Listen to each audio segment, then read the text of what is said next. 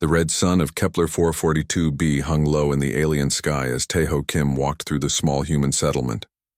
His boots crunched on the strange purple soil that had become their home for the past 3 years. Around him, prefab buildings and converted mining equipment created a tiny pocket of human life on this distant world. 3 years ago, they had been a thriving mining colony of 800 people. Now only 300 remained.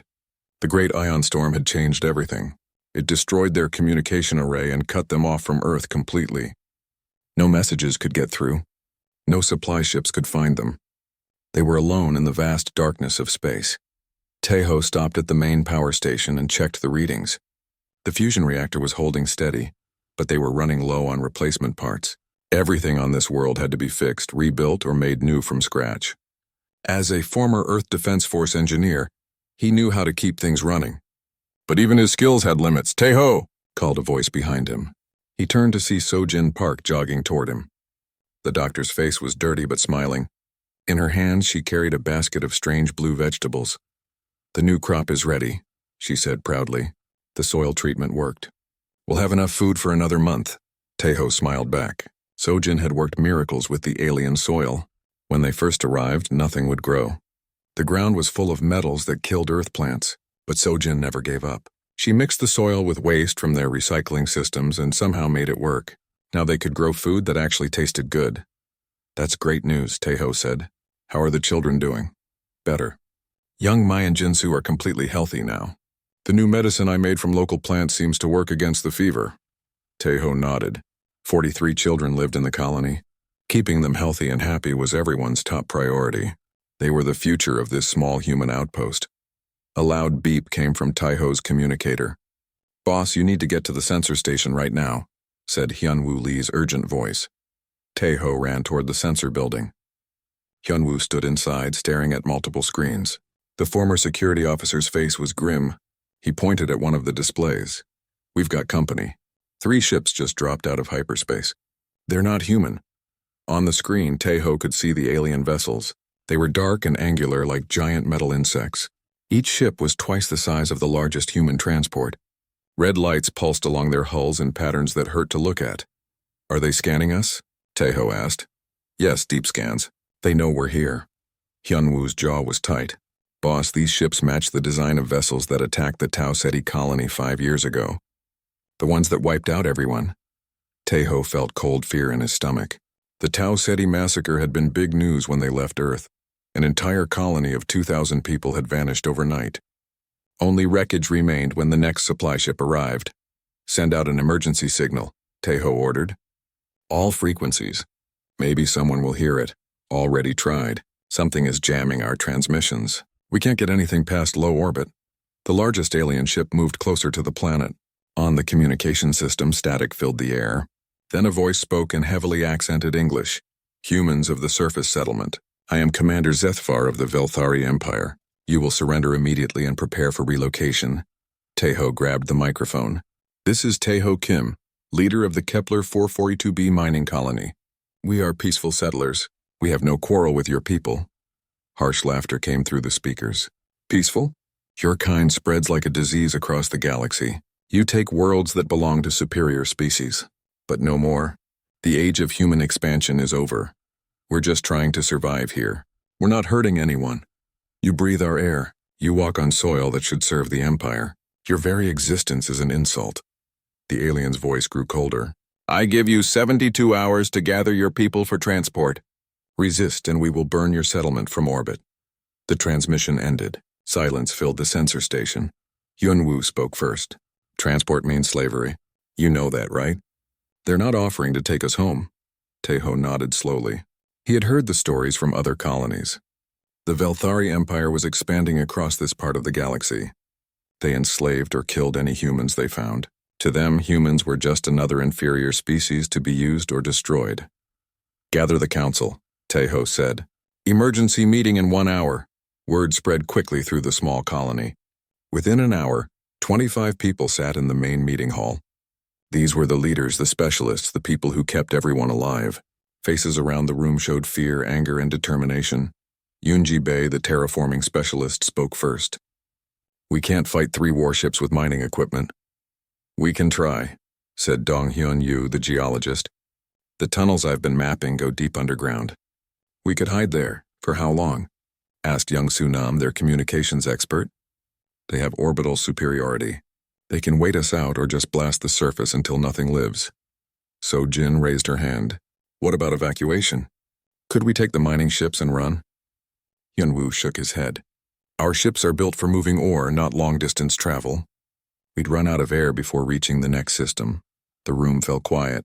Everyone was thinking the same thing. They were trapped. 300 people against an alien empire. No weapons, no help coming, no way to escape. Taeho stood up. I won't hand our people over to slavers. I won't let them take our children. If we're going to die, we die as free humans. Murmurs of agreement filled the room. These people had survived 3 years on an alien world. They had built a home from nothing. They weren't going to give up now. Young-Soo, Taeho said, can you get a message past their jamming? Maybe.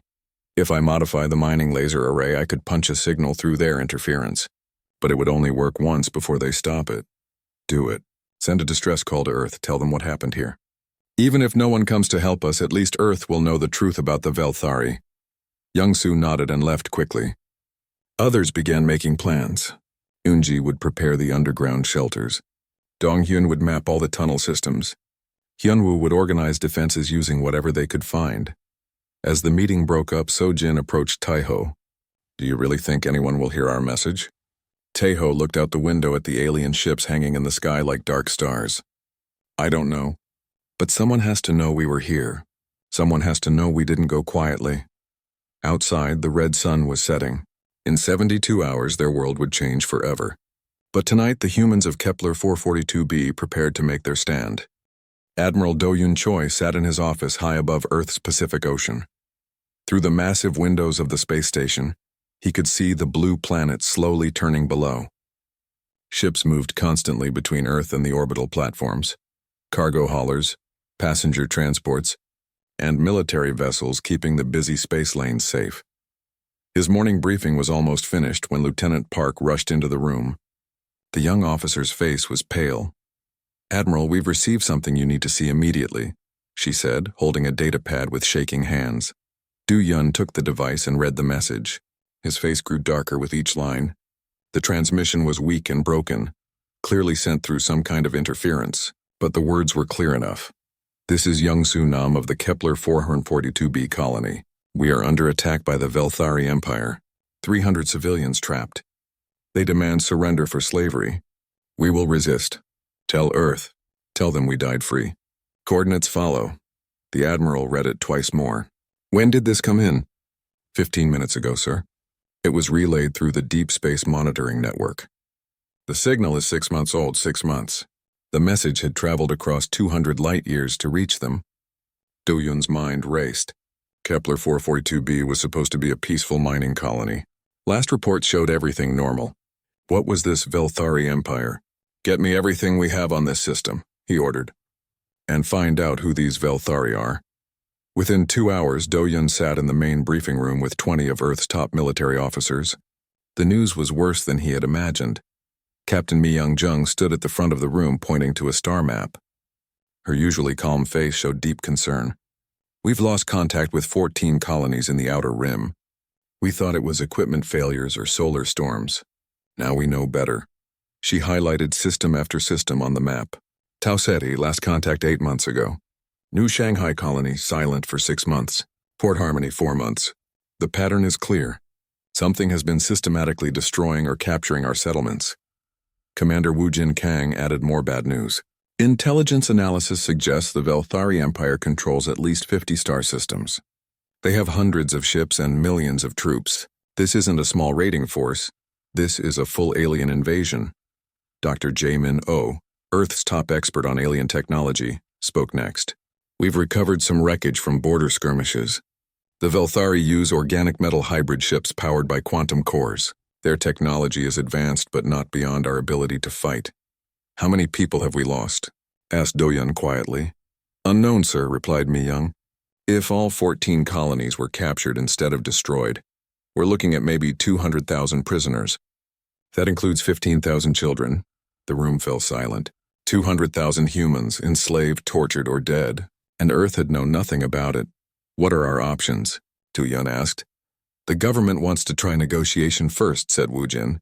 Send diplomats to establish contact and arrange prisoner exchanges. And if that fails? Military action.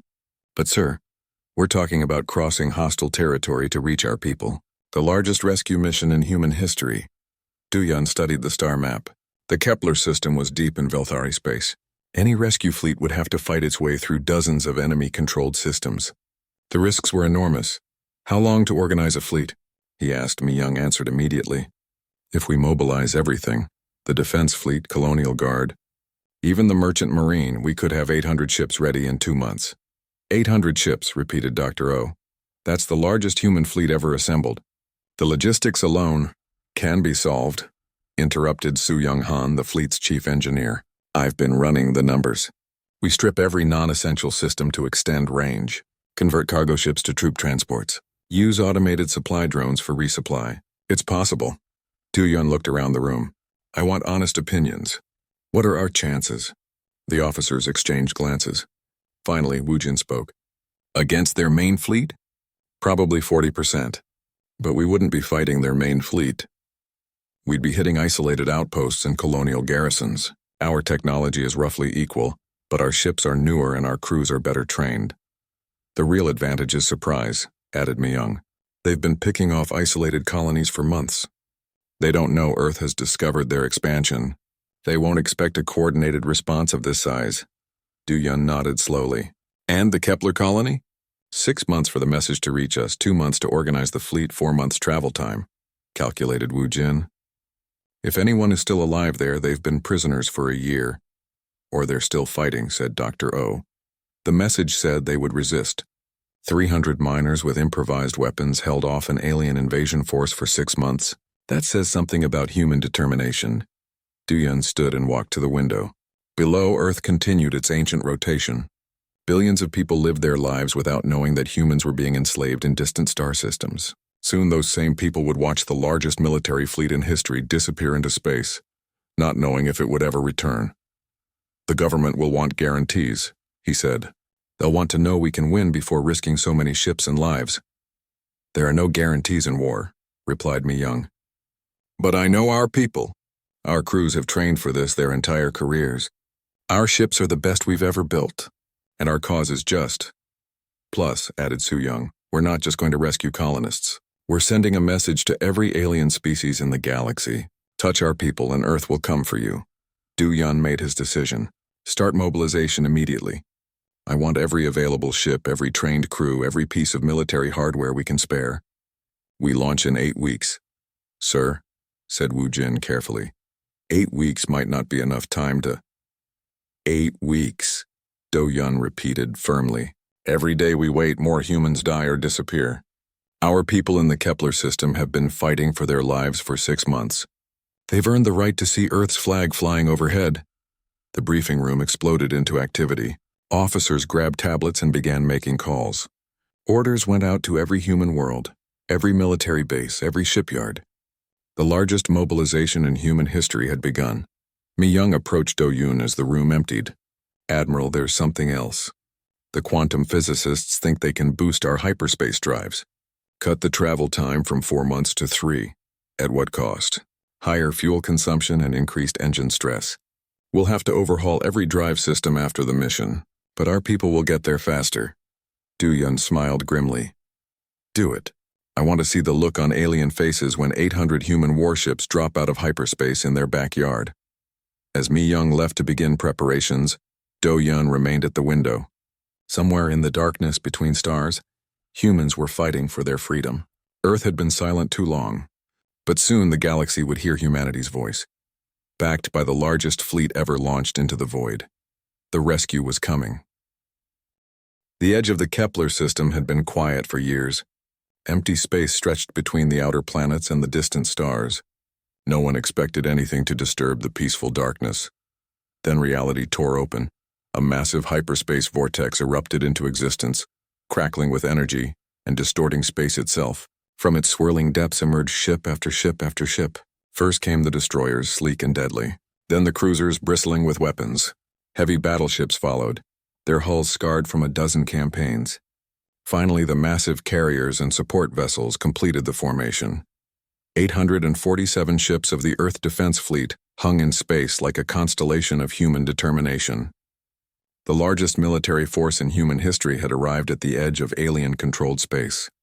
On the bridge of the flagship EDS Indomitable, Admiral Do-Yun Choi watched the tactical display update as his fleet completed its jump. 3 months of travel across hostile territory had brought them here. Now they would discover if their desperate gamble had been worth the risk. "Fleet status report," he ordered. "All ships accounted for." "Admiral," replied Captain Mi Young-jung. "Minimal jump stress casualties. Engineering reports ready for combat operations. Sensor sweep of the system." Commander Jinho Ryu worked quickly at his station. Multiple contacts around the 4th planet. 1 orbital station, 6 Velthari warships in defensive positions. "They're not moving to intercept." Do-Yun nodded grimly. The aliens weren't expecting company. Intelligence had been right. The Velthari Empire had grown overconfident after months of easy victories against isolated human colonies. "Open a channel to the fleet," Do-Yun commanded, across 800 ships. Human crews listened as their admiral's voice filled their communication systems. "People of Earth," Do-Yun began. "For 8 months, our people on this world have fought alone against impossible odds. Today they learn that Earth has not forgotten them. Today we show the galaxy what happens when you threaten human lives." He paused, looking out at the alien world visible on the main screen. "All ships, attack formation Omega. Target the orbital station first. No mercy for slavers." The Earth fleet moved as one, accelerating toward the inner system. What had once been empty space now swarmed with human warships, their engines blazing like fallen stars. On the Velthari orbital station, alarms screamed. General Crixthon rushed to the command center, his usual smug confidence replaced by shock and growing fear. "How many ships?" he demanded. "Sensors show 800, no, more than 800 human vessels," stammered his aide. "General, we have never seen a human fleet of this size." "Our intelligence said they had perhaps 50 warships total." Crixthon stared at the display in disbelief. The human ships filled his sensors like a swarm of insects, but these insects carried enough firepower to level planets. "Send a message to the home fleet," he ordered. "We need immediate reinforcement. Sir, the nearest battle group is 3 systems away. They cannot arrive for days." "Then we fight with what we have," Crixthon snarled. But inside, cold fear grew in his chest. 6 ships against 800 was not a battle. It was an execution. The first wave of human fighters swept ahead of the main fleet. Commander Jinho Ryu led Alpha Squadron in a screaming attack run against the orbital station. Quantum torpedoes and particle beams lit up space as the small fighters danced around the station's defensive guns. "Target their shield generators," Jinho commanded over the comm. "Make a hole for the big ships." His squadron executed the attack perfectly. Earth pilots had trained for years against simulated alien technology. Now that training paid off as they systematically dismantled the station's defenses. Behind them came the heavy cruisers. Captain Subin Lee commanded the Retribution, her ship's massive railguns charging for their first salvo. "Fire when ready," she ordered. The Retribution's main gun spoke with the voice of thunder. Metallic slugs accelerated to incredible speeds, crossed the void in seconds. The orbital station's remaining shields flared and collapsed under the bombardment. "Direct hit on their command section," reported her weapons officer. Secondary explosions across multiple decks. On the planet's surface, the human colonists watched in amazement as their sky filled with fire. Taeho Kim stood on the surface for the first time in months, tears streaming down his face as debris from alien ships fell like bright meteors. "Young-soo," he called to his communications officer. "Can you reach them?" "Working on it," Young-soo replied, frantically adjusting his equipment. "The interference from the battle is massive, but wait. I've got something." A new voice filled their small bunker. Strong, confident, and speaking perfect Korean. "Kepler 442b Colony, this is Admiral Do-Yun Choi of the Earth Defense Fleet. Do you copy?" Taeho grabbed the microphone with shaking hands. "Admiral, this is Taeho Kim. 237 survivors confirmed. We didn't think anyone would come." "We received your message, Mr. Kim. Earth does not abandon its own. Stand by for orbital fire support." Above them, the space battle reached its climax. The Velthari ships tried desperately to escape, but human vessels surrounded them on all sides. Captain Mi Young-jung brought the Indomitable alongside the enemy flagship. her ship's weapons arrays charging. "This is Captain Jung of the EDS Indomitable," she broadcast on all frequencies. "You have enslaved and murdered our people. Today you learn why that was a mistake." The Velthari commander tried to respond, but Mi-young cut him off. "No negotiations. No quarter. You wanted to hunt humans. Now you're the prey." The flagship's main batteries fired as one. The alien vessel's hull cracked like an egg, atmosphere and debris spilling into space. One by one, the other Velthari ships suffered the same fate. In less than 2 hours, it was over. The orbital station was a drifting wreck. 6 alien warships had been reduced to scrap metal and cooling plasma. Not a single human ship had been lost. On the planet's surface, General Crixthon's ground forces found themselves surrounded by human marines. Colonel Gi-jun Park led the 1st Marine Expeditionary Force in a precision assault that overwhelmed the aliens before they could organize. "Resistance. Surrender now and you will be treated according to the laws of war," Gi-jun announced over loudspeakers. "Continue fighting and we will consider you war criminals." Most of the Velthari troops threw down their weapons immediately. They had expected to hunt helpless colonists, not face professional Earth Marines with modern equipment and years of training. As the sun set on Kepler 442b, Admiral Do-yun Choi stood in the colony's main meeting hall. Around him, human colonists who had survived 8 months of hell finally allowed themselves to believe they were safe. Tae-ho Kim approached the Admiral, his voice thick with emotion. "Sir, how did you know to come?" "We sent only one message." "One message was enough," Do-yun replied. "Earth has been looking for you for months. We knew the Velthari were taking our colonies. We just didn't know where to find them." So-jin Park, recently rescued from the alien ship, asked, "What happens now? Do we go home?" Do-yun looked around at the faces surrounding him, men, women, and children who had refused to surrender their freedom. These people had fought impossible odds and won through sheer determination. "That's up to you," he said. "But first we have other colonies to liberate. The Velthari Empire has taken too many of our people. It's time to take them back." Through the windows, the lights of 800 human warships could be seen in orbit. The largest rescue mission in history had become something more, the beginning of humanity's first interstellar war. And in that war, the galaxy would learn what happened when you threatened Earth's children. 8 months had passed since the Velthari ships first appeared in the sky above Kepler 442b. The small human colony had changed completely. Gone were the neat rows of prefab buildings and the busy mining operations. In their place stood a fortress of scrap metal and determination. Tae-ho Kim crawled through one of the underground tunnels that now connected every building in the settlement. The passages were narrow and dark, but they kept the colonists hidden from the alien sensors above. Dong-hyun Yu had discovered that the planet's strange minerals blocked most scanning equipment. What had once been a problem for mining operations was now their greatest advantage. "Any word from the outer sensors?" Tae-ho asked as he emerged into the main command bunker. Young-soo Nam looked up from his makeshift communication station. The equipment was a mix of mining hardware, spare parts, and alien technology they had salvaged from crashed Velthari scouts. "Nothing new.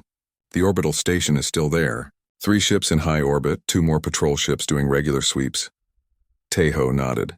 The Velthari had built a permanent base in space above their planet. General Crixthon, the alien commander, seemed to enjoy the slow game of hunting humans. Instead of simply destroying the colony from orbit, he preferred to send down hunting parties to capture people for sport. "How many people do we have left?" Tae-ho asked, though he dreaded the answer. 243, replied Yoon-ji-bae from her position at the resource management station. "We lost 6 more last week when the aliens raided the water treatment plant. 243. They had started with 300 brave souls. The aliens had taken or killed 57 people over 8 months of constant harassment. But the remaining colonists had learned to fight back." Hyun-woo Lee entered the bunker carrying a modified mining laser. "The new defensive positions are ready. If they try another ground assault on the main entrance, they'll get a surprise." Over the months, Hyun-woo had turned the mining equipment into weapons. Excavation mechs became mobile gun platforms. Industrial lasers became artillery. Transport vehicles became armored personnel carriers. The colonists couldn't match alien technology, but human creativity had given them a fighting chance. "What about the children?" asked Tae-ho. "Safe in the deep tunnels," said So-jin Park as she joined them. The doctor looked tired but determined. I've set up a full medical station down there. Even if they break through our defenses, the kids will be protected. 43 children still lived in the colony. They had become the heart of everything the adults did. Every risk was calculated around keeping those children alive and free. The older kids helped with simple tasks, while the younger ones attended school in the deepest, safest parts of the tunnel system. A soft alarm chimed. Young Su checked his instruments. Incoming transmission from the orbital station. The main screen flickered to life, showing the cruel face of General Crixthon. The alien's skin was pale gray with dark markings around his large black eyes. When he smiled, rows of sharp teeth became visible. Greetings, persistent humans, the general said in his strange accent. Today marks 8 months of your foolish resistance. I admit you have lasted longer than expected. Teho stepped in front of the camera. What do you want, Crixthon? Such disrespect. On my homeworld, lesser species show proper deference to their superiors. The alien's smile widened. But perhaps you have forgotten your place. Let me remind you. The screen changed to show the interior of a Velthari ship. Teho's heart stopped. 12 humans sat in metal cages, including Sojin Park's assistant, a young woman named Heejin. They were the people taken during last week's raid. Your friends have been most entertaining, continued Crixthon. We have learned much about human physiology. How long you can survive without water, how much pain you can endure before breaking. Fascinating creatures, really. Rage filled Teho's chest, but he kept his voice steady. Let them go. Your fight is with me, not innocent civilians. Innocent. They chose to remain with you instead of accepting peaceful relocation. They are rebels, just like you. The general's expression grew colder. But I am feeling generous today. I will trade them for something simple. The location of your main power source. Teho said nothing. The power station was the heart of their defenses. Without it, their weapons, sensors, and life support would fail. It would be the end of their resistance. I see you need time to consider, said Crixthon. Very well. But understand, tomorrow we begin the final hunt. My troops have grown bored with this game. It is time to end it. The transmission cut off. The bunker fell silent. He's bluffing, said Hyunwoo finally. If he wanted to end this, he would have done it months ago. No, said Yoonji quietly. He's getting pressure from his superiors. 8 months to capture one human colony? His reputation is suffering. So-jin spoke through gritted teeth. We have to get our people back. It's a trap, warned Young-soo. He wants us to try a rescue. He'll be ready for us. Teho studied the tactical display showing the layout of their settlement and the surrounding terrain. For 8 months they had survived by being careful, by avoiding unnecessary risks, but now their people were in alien hands, facing torture and death. Hyunwoo, he said finally, how many combat mechs do we have operational? 4 heavy miners, 6 light haulers? But Teho, those mechs aren't designed for ship-to-ship combat. They don't need to be. Donghyun, what's the status of that unstable mineral pocket you found near the North Ridge? The geologist looked up in surprise. Still there. About 50 tons of compressed quartzite with metallic inclusions. Why? Because tomorrow night we're going to remind the Velthari why they should have left us alone. The next 18 hours passed in furious preparation. Working in shifts to avoid detection, the colonists moved equipment and supplies through the tunnel system. Hyunji reprogrammed the mining mechs for combat operations. Donghyun prepared special charges for the mineral pocket. Young-soo set up a portable communication array. As the alien sun set on their adopted world, Teho gathered his assault team. 12 volunteers, including himself, would attempt the impossible, raiding an alien ship to rescue their people. Remember, he told them, we're not trying to win a war. We're buying time and saving lives. Get in, get our people, get out. Everything else is secondary. Hyunwoo checked his modified mining laser one last time. What if we don't make it back? Then Yoonji takes command. The children stay hidden. The colony survives. Teho looked at each face around him. But we are making it back. All of us. As full darkness fell, the rescue team moved out through the tunnels toward their waiting mechs. Above them, alien ships patrolled the sky, confident in their superiority, but in the depths of Kepler 442b, humans prepared to show these invaders what determination could accomplish. The hunting party was about to become the hunted. 2 weeks after the liberation of Kepler 442b, the Earth fleet floated in space like a constellation of vengeance. Admiral Do-Yun Choi stood in the war room of the EDS Indomitable, studying star charts that showed the true scope of the Velthari Empire's expansion. 19 confirmed human colonies under alien control, reported Commander Woo-Jin Kang, pointing to red markers on the holographic display. Estimated 200,000 prisoners across multiple systems. Captain Mi Young-jung added more sobering details.